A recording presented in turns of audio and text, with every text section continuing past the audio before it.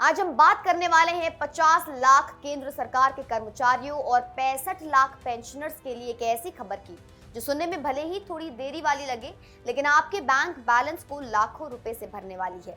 हम बात कर रहे हैं 8वें वेतन आयोग यानी 8th पे कमीशन की। नियम के मुताबिक 7वां वेतन आयोग 31 दिसंबर 2025 को खत्म हो चुका है और 8वें वेतन आयोग का असर 1 जनवरी 2026 से प्रभावी होना चाहिए। हालांकि इसके लागू होने में 2027 या 2028 तक की देरी हो सकती है, लेकिन घबराइए मत कि सरकार में जितनी ज्यादा देरी होगी, आपकी जेब में उतना ही बड़ा एरियर आएगा। इस पूरे गणित को समझने के लिए सबसे पहले इसके बेसिक को समझना जरूरी है। भारत में वेतन आयोग हमेशा रेट्रोस्पेक्टिव यानी पिछली तारीख से प्रभावी होता है। इसका मतलब है कि भले ही सरकार इसे लागू करने में 2 साल लगा दे, लेकिन आपको पैसे 1 जनवरी 2026 की तारीख से ही जोड़कर एक मुश्त मिलेंगे। उदाहरण के लिए 7वां वेतन आयोग 2016 से प्रभावी था, लेकिन पैसे बाद में मिले। 6ठा वेतन आयोग 2006 से लागू था, लेकिन एरियर 2008 से मिले। ताजा अपडेट ये है कि 8वें वेतन आयोग का टर्म ऑफ रेफरेंस नवंबर 2025 में मंजूर हो चुका है और इसकी रिपोर्ट आने में करीब 18 महीने लगेंगे।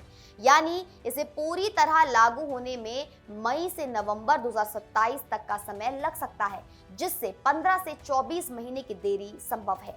अब बात करते हैं उस कैलकुलेशन की जिसका आप सबको इंतजार है। मान लीजिए आपकी वर्तमान बेसिक सैलरी और डीए मिलाकर 40,000 रुपए महीना है।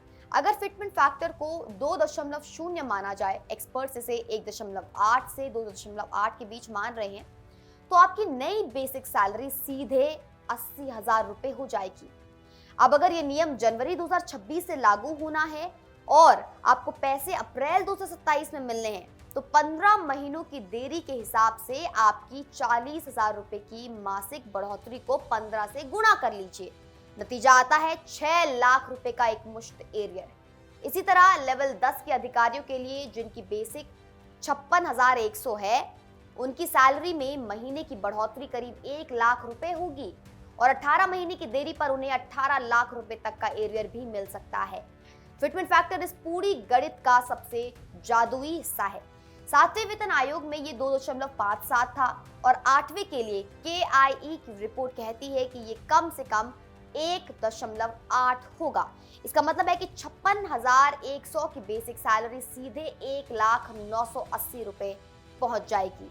इसमें महंगाई भत्ता यानी डीए मर्ज होकर आएगा और वाई कैटेगरी के शहरों में HRA 27% के हिसाब से करीब 27,265 रुपए बनेगा। इस तरह ग्रॉस सैलरी 1.5 लाख के पार पहुंच जाएगी और पेंशनर्स को भी इसका डबल फायदा मिलेगा। हालांकि